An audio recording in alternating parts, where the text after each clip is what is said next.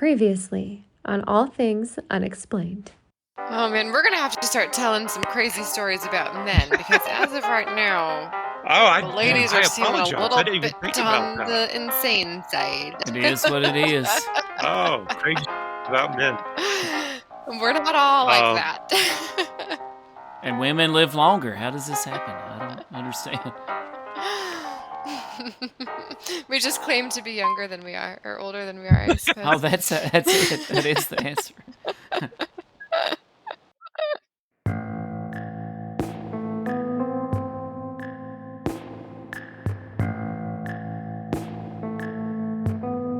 All Things Unexplained. Hosted by Dr. Mounts. Let's face it, we were always ready to roll without him anyway. CJ Derringer. Ain't nobody perfect, right?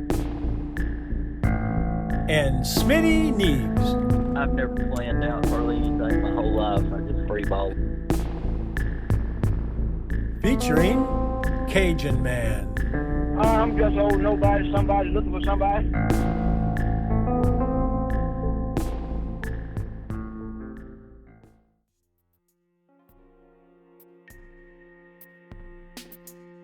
We're speaking with former police detective, author, and researcher Scott Lunsford.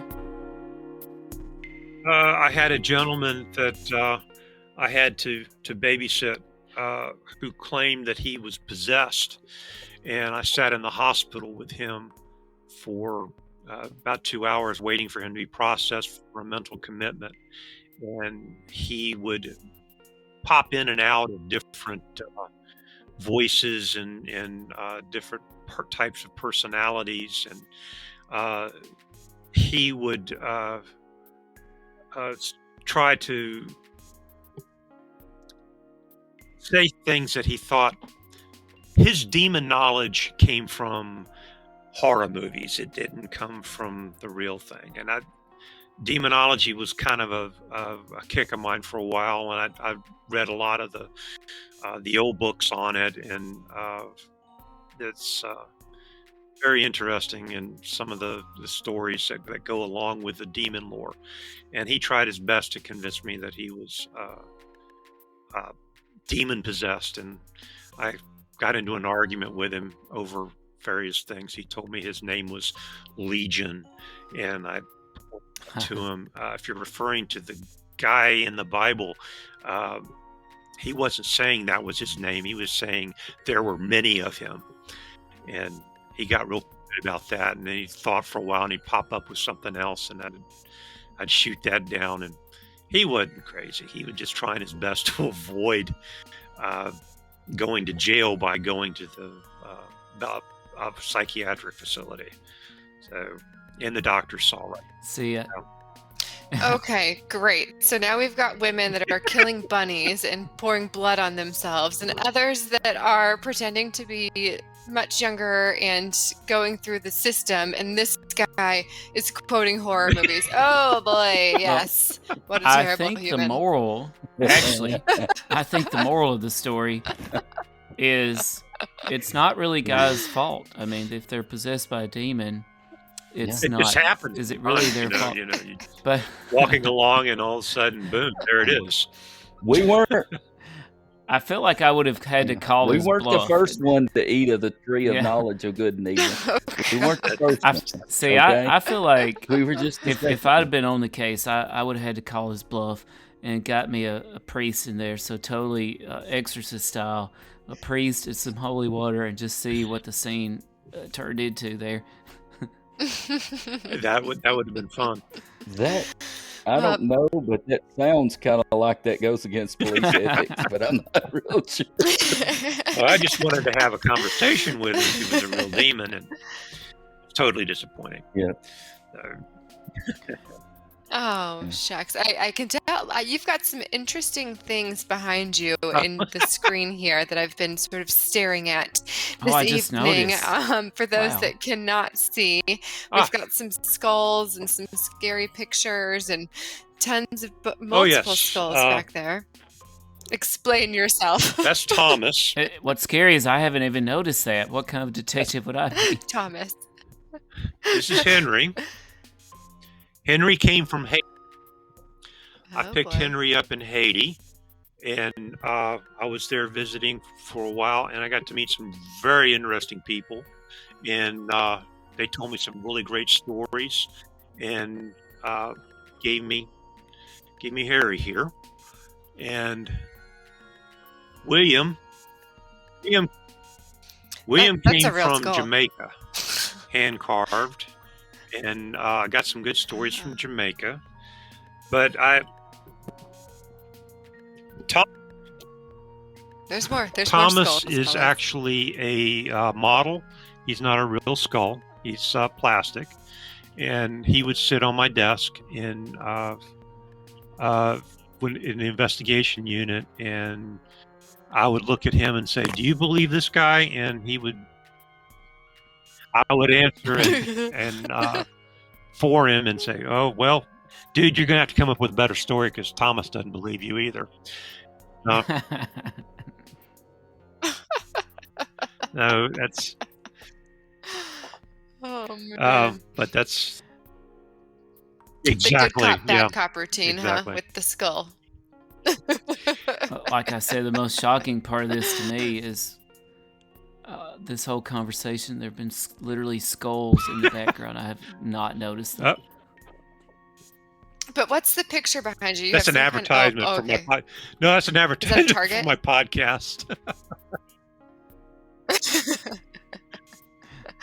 It looks like it's a shooting target. But no, it's a little poster for my podcast. And I thought about lining the whole back area with copies of my books, like when you see somebody that's being interviewed on ABC News in their office and they're talking, and there's some political consultant or something, or an expert in some field, and you look in the bookcase behind them, and all their books that they wrote are all turned faced to the camera so that they can get some get some publicity out of it, I guess. So yeah. Well, tell us a little bit about your books. There's one about Bigfoot. Yes. Did I catch that? And this is impressive. You talk about synchronicity. To discover that our next guest has some Bigfoot books was just really exhilarating for me. The Bigfoot book is part of a series called The Girls from Gift, and it's a young people's book series, kind of a Nancy Drew Hardy Boys type thing. My girls investigating fantastic things. They're two characters, two girls that they have a little business. They're in middle school. They have a nice little business that they do. They mow yards. They wash cars, they house sit, they pet walk, take care of things, run errands, and do paranormal investigations, which is the last part of their business card. And they get into, with the help from family members and a retired professor from who helps them and acts kind of as a mentor for them. They investigate unusual occurrences, and in the process find out that there's more to it, perhaps, and it's not necessarily paranormal in nature, but it is just as dangerous and just as evil. My first book, The Devil Dog Investigation, dealt actually with human trafficking. And I wrote that book because some of my kids at school were being contacted by unusual people at online who was trying to entice them to do things they shouldn't do. My second book was the Bigfoot Best Friend Investigation, and that's kind of a history book and deals with the concept of bullying and how to overcome that. It talks about the history of Bigfoot in Madison County. There, I reference, or my girls and characters find a newspaper article, and it's a real newspaper article that talks about Bigfoot being on Bald Mountain, which is a big mountain here in Madison County. And it was a magazine, or not a magazine, excuse me, it was a newspaper article published in the 1810, somewhere along those lines, in Pennsylvania newspaper and a couple other places, where a visitor up there had told them about this creature called a Yahoo or a Yehu. And they also gave the name, and I'm probably pronouncing this wrong, Chickali, which was Cherokee for long hair or hair. And the guy's describing Bigfoot. There's no question about it. So the girls find that. They meet a young boy who has actually become friends with Bigfoot locally. And they end up, well, I don't want to give the whole storyline away, but they end up solving some problems and coming to the aid of a young boy that and helping him out with some bully issues, and get to know Bigfoot. That sounds awesome. And now I will forevermore call Tim and Smitty Yahoo and Chickali, because there you go. Those are great names. And I'll let you I two want to be decide. Yahoo. I want to be the Yahoo. I don't want to be Chickali. I was going to say I've seen one of those in Mississippi, and his name's Tim Mounts. Oh, we've got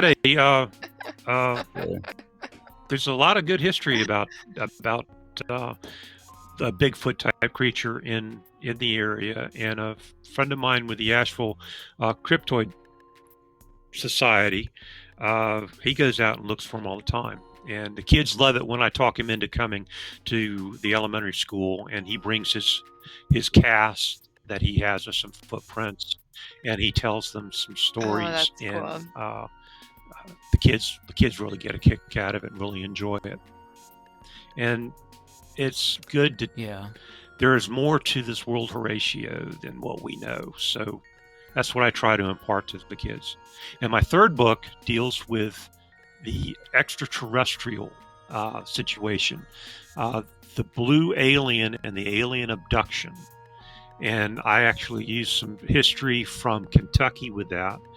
And that story deals also with human trafficking issues, and is actually based on a situation that happened with one of my girls at one of the schools. And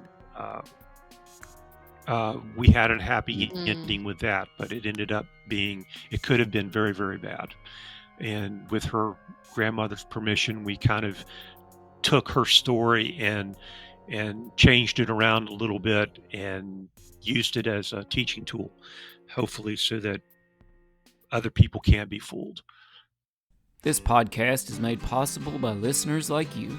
To support this show, head over to buymeacoffee.com/unexplained, and you can become an Unexplained one. You can pick up all things Unexplained hoodies, tote bags, and signed books from yours truly. You can sign up for Close Encounters of the First and Second Kind with CJ, Smitty, and myself. And if you're feeling truly daring, you can even go for Close Encounters of the Third Kind. Special shout out to Coma Toast Tacos, which is home of mysterious publications like this podcast and my Bigfoot books over at squatchin.com. And now more with Detective Scott Lunsford.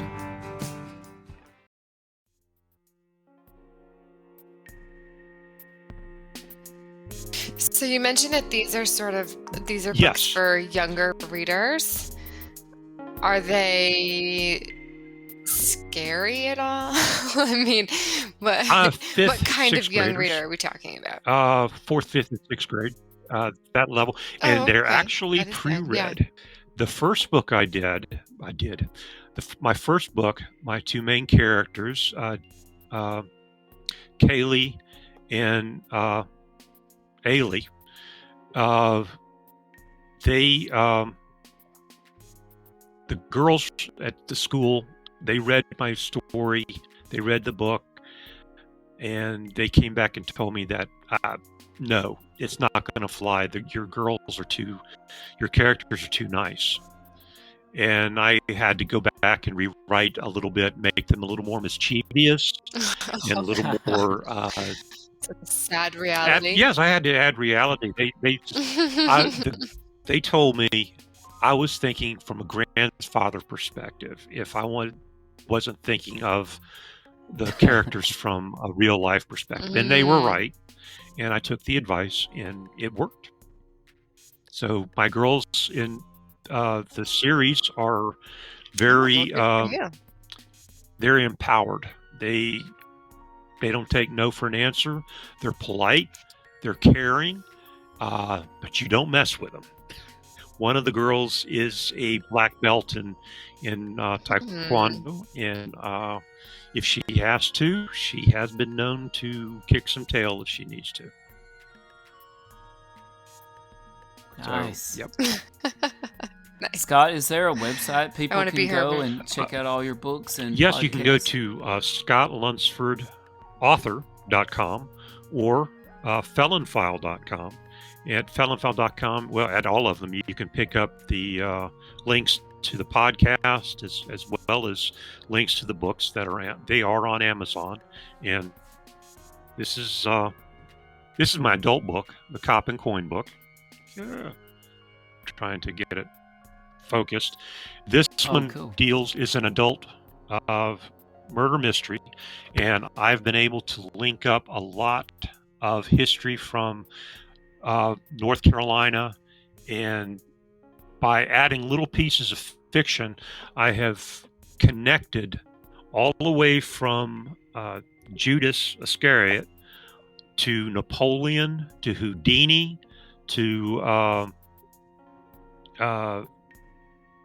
Governor Vance to the Jersey Devil is in there, and I've connected all those up by adding, or possibly what I added was fiction. So you have to read it and decide for yourself. But I've got 3 books so far in that series. That's great, and one of my favorite genres too, historical fiction. That's wonderful. You've been a busy man. Well, I don't sleep, so. I can imagine after everything that you have seen and done, sleep would be difficult. Yes. I was advised I had PTSD from dealing with a lot of the cases I had. And every once in a while, the memories, the dreams come back. And dealing with a deceased 6-year-old who passed away accidentally and having to tell his mother, or having his brother who was present at the time of the accident show me exactly how his brother died. That kind of sticks with you. Going to a juvenile's autopsy, that sticks with you. And child abuse in general, very horrendous. Assault and an injury to anybody is bad, and it's eye-opening, and you have to be fair and open-minded about all that stuff, and when you're doing the investigation. Yeah, that's a very tough job. Scott, have you had any paranormal experiences yourself? Bigfoot, UFO encounters? Anything unusual that you just can't explain?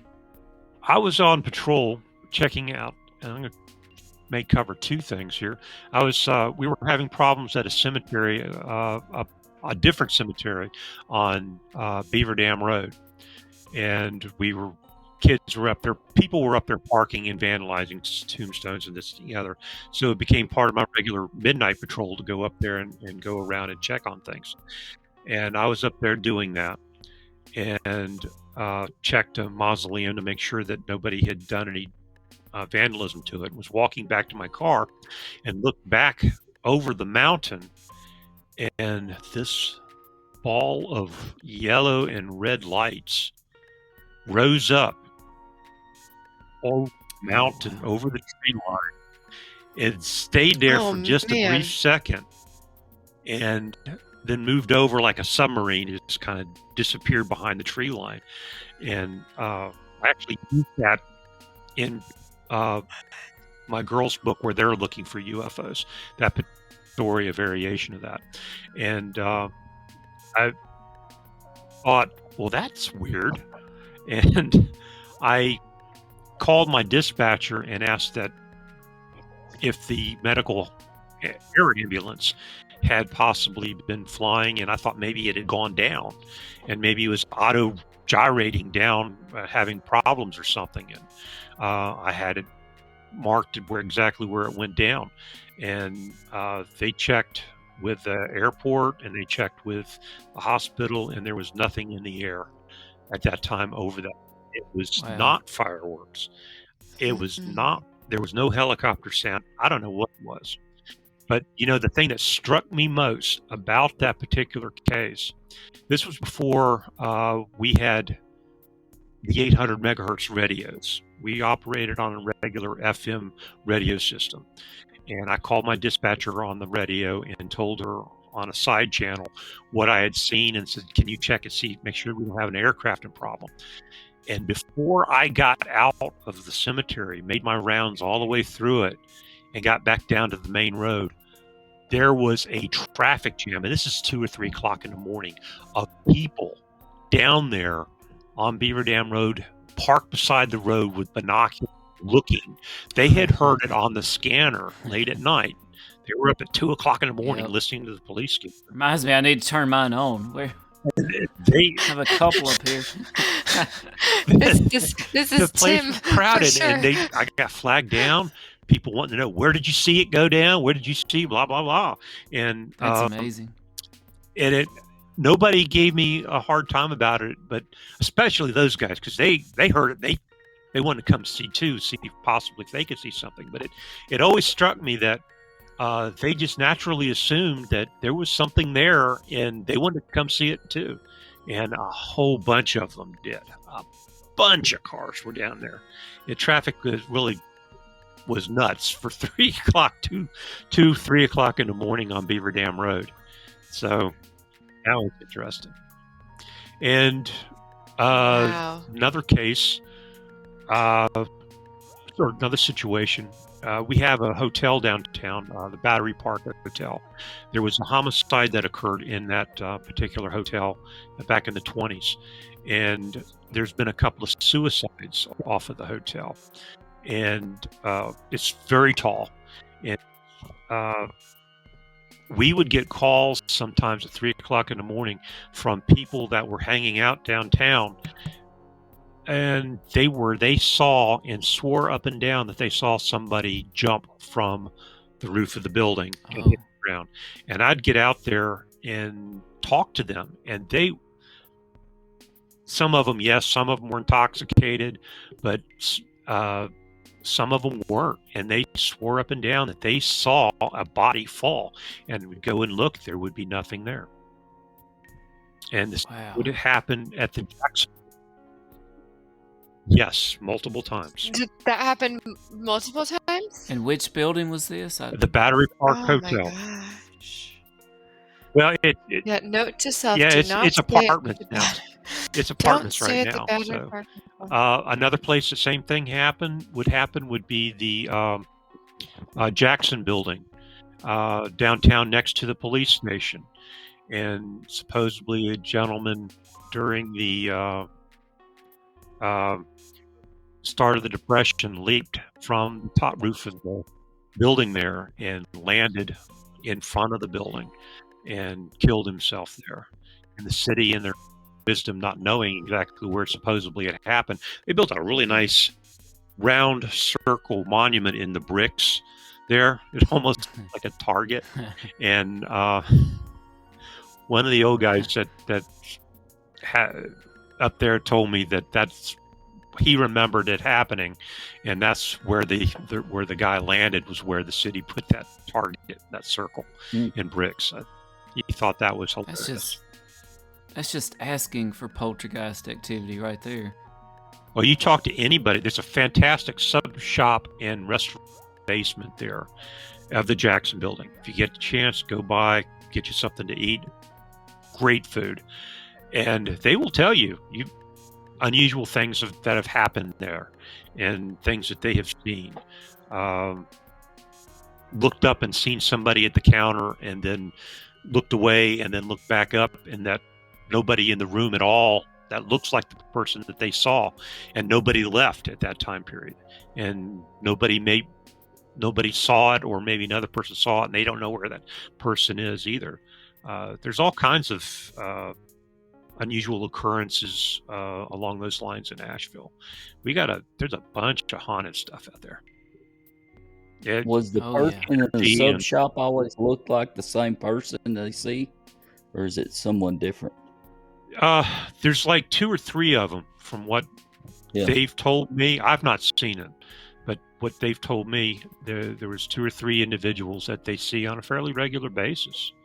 So who am I to say? So are there any cases that you have been on? And I'm asking because I listened to a lot of your podcast, and thank you. Always seems so frustrating that nobody's ever convicted. These poor families are just wanting some sort of justice, and there isn't in many of your stories that you shared. Have there been any cases that you've been on where you think you know who did it, you're sure of it, you just know, but you don't have enough evidence to convict? Or in most cases, do you figure it out? I have a homicide case that I assisted with. I was not primary on it. I assisted with the case. And in reviewing the case, I agree with the other detectives on who actually did the homicide.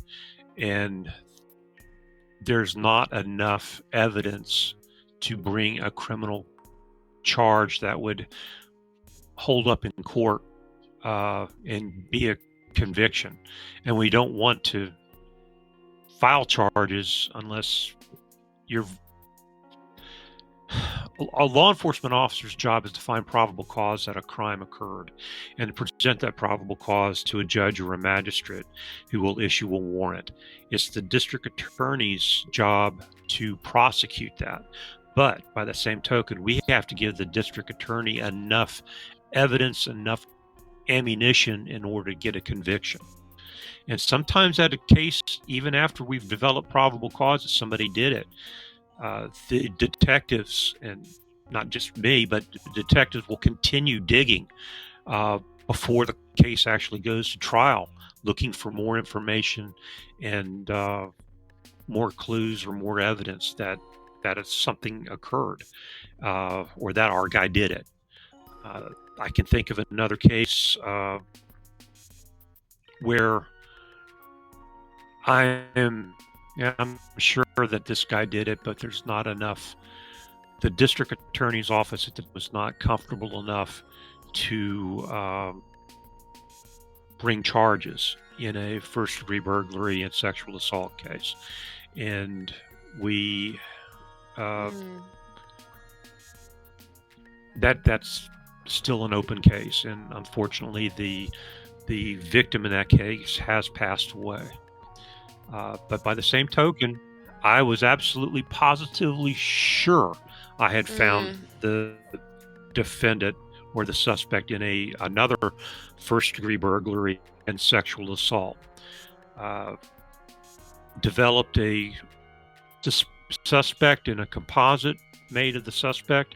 We put the composite out in the newspapers and on the media, and a lawyer comes to me and says, I think the guy that did it is one of my people at church. Well, why do you think that? He says, well, he stole my car and disappeared, and he looks just like the composite. So I take the name and I backtrack, and I find out when the guy was younger in another state, he committed a first-degree burglary and a regular assault, not a sexual assault. And he was wearing the same clothing. It was a certain color T-shirt and blue jeans and was carrying something. And the same thing happened up here in our case that happened in Asheville. So I figured the guy had done it. Then I found out he had run. He sold the preacher's car in Las Vegas, and then went on to California. And it took us a while, but we found him. I did not have enough probable cause to charge him with the break-in and the assault, but I had enough to charge him with felony larceny of motor vehicle. The district attorney gave me the warrant for that, and we were able to extradite him based on that charge. After some time, he was arrested in Los Angeles, and a judge wouldn't release him to be extradited. So they turned him loose before we could get a judge here to step in. And I had to wait another couple of months before he ended up being arrested in another part of California where they would extradite him to North Carolina. We brought him back, met him at the airplane, brought him into the jail, and served a search warrant on him for gathering evidence, DNA, hair, fiber, so on, which I had. I had good DNA samples. I had good hair samples. And so I knew if I could just get the guy, gather the evidence, I could prove that it was him. He came in and he had shaved himself entirely while he was in custody in California when he found out he was being extradited out. So I couldn't get any hair samples. I mean, entirely he had shaved. But that's all right. That grows back, and I'll get it later, but I did get his DNA. Served the search warrant on him, collected his DNA, sent it off to the lab, spoke to his attorney. His attorney wouldn't let him speak to me, and we waited. Got a rush job on the DNA from the State Bureau of Investigations, and it came back. It wasn't him. Just wasn't him at all. And wow. I go to him, and this is the kicker. I go to his attorney and let her know it wasn't him, and she doesn't believe it. She tells me he thinks he did it. He was on he had fallen off the wagon and done some bad drugs and alcohol, and that whole time period is a blank with him. When he saw the composite, he thought it was him and decided that, oh my gosh, I've done this, I better skip town, which is what he did. And he even told his lawyer that he was fairly sure he did not remember doing it, but he probably did, was what he told him. And 20 years before that, even 10 years before that, or 5 years before that, before the DNA became such a strong tool for us, we would have convicted that man. And he had gone for a long time for something he didn't do, and the person that actually did it would have gotten away with it.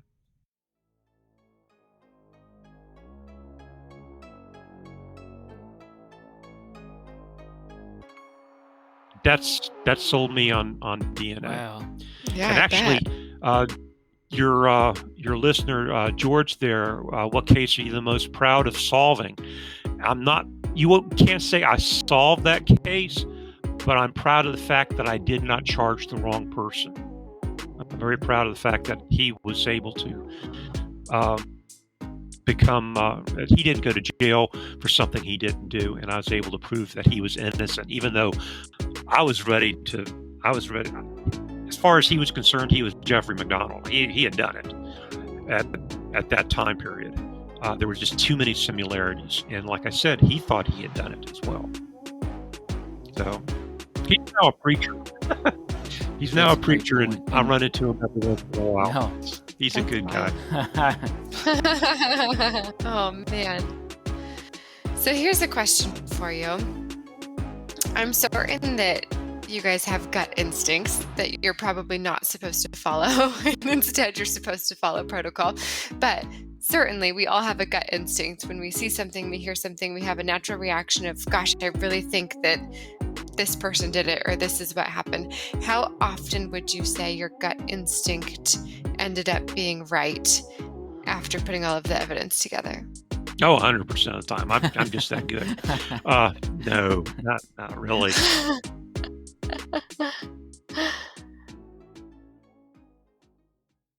You've been listening to All Things Unexplained. If you liked this podcast, please do give us a 5-star rating and leave us a review. If you would like to hear more All Things Unexplained, be sure to follow us wherever you listen to your podcasts. If you'd like to learn more about our show, you can visit us at www.allthingsunexplained.com. And if you'd like to support our show, please do visit buymeacoffee.com/unexplained. A special thanks to our producer, director, sound mixer, editor, and the man that wears far too many hats.